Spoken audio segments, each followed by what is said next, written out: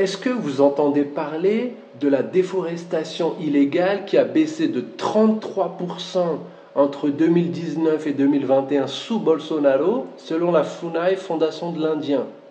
Est-ce que vous savez aussi que la moyenne de déforestation du gouvernement Bolsonaro est 55% inférieure à la moyenne des 3 premières années de Lula? Est-ce que vous savez qu'un secrétariat de l'alphabétisation a été créé avec le système du Graphogame sous Bolsonaro et c'est une référence mondiale car l'alphabétisation se fait maintenant en 6 mois par rapport à 3 ans auparavant? Savez-vous que le Brésil avait battu sous Bolsonaro un record avec 100 millions de travailleurs employés? Tout cela avec une pandémie, une guerre en Ukraine qui a fait souffrir l'économie mondiale. Mais il n'y a pas que dans le domaine de l'emploi que le Brésil a battu des records. Ça, c'est en introduction. Inscrivez-vous à notre chaîne YouTube, faites partager un maximum pour que la vérité soit rétablie. Si vous n'avez pas encore, procurez-vous le livre Bolsonaro, mythe et mensonge.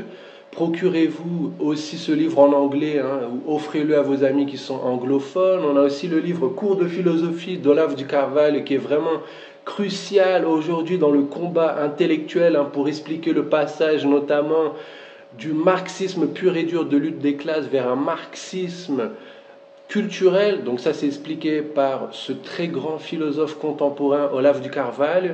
Donc je vous invite à vous les procurer pour nous aider. On va reprendre au niveau des records du Brésil de 2019 à 2022 sous Bolsonaro, un commerce extérieur en hausse record, des investissements étrangers au plus haut du jamais vu dans l'histoire, des travaux d'assainissement et de développement record des infrastructures, les récoltes records des céréales, les délais plus courts pour ouvrir des entreprises, des nombres records d'appréhension de drogue, réduction record du nombre de meurtres.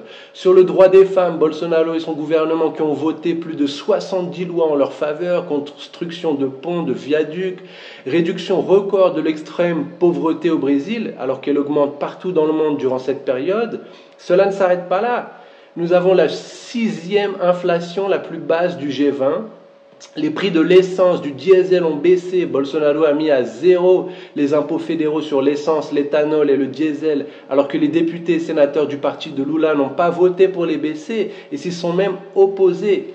Le prix du gaz de cuisine a chuté avec la taxe fédérale aussi mise à zéro sous Bolsonaro. Les produits alimentaires de base ont baissé avec des réductions aussi des taxes fédérales, les réductions d'impôts sur les médicaments, la même chose pour les médicaments, que ce soit contre le Covid, contre le cancer, contre le VIH. Et malgré les attaques quotidiennes et incessantes des merdias globalisés corrompus et d'une grande partie du système en place, la vérité est que le pays allait dans la bonne direction avec une augmentation des revenus et une réduction des impôts.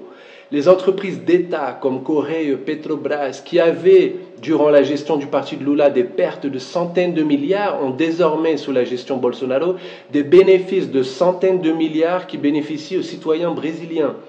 D'autre part, le Brésil est désormais le premier pays digital des Amériques devant les USA et le Canada. Le gouvernement Bolsonaro, via la construction de viaducs, a apporté de l'eau et de la dignité à la région semi-aride du Nord-Est. Le parti de Lula ne voulait pas développer les infrastructures et maintenait en place des camions-citernes de mafia amis pour faire payer l'eau au peuple. Le gouvernement Bolsonaro a battu aussi le record de délivrance de titres fonciers en 4 ans, plus de 420 000, en réduisant fortement les actions du MST, c'est un mouvement sans terre, groupe terroriste de squatteurs de maisons et de terrains qui finance l'extrême gauche via le politicien Boulos. Le programme de Lula, c'est idéologie du genre, corruption généralisée, censure des médias, et les merdias qui travaillent pour lui, mais il censure les médias sociaux, érotisation des enfants, libération des drogues. Regardez notamment ma vidéo sur le lien des narcos avec le parti de Lula, alors que Bolsonaro, pour résumer, c'est Dieu, la patrie, la famille et la liberté. Voilà, j'espère avoir rétabli les faits ici. Merci.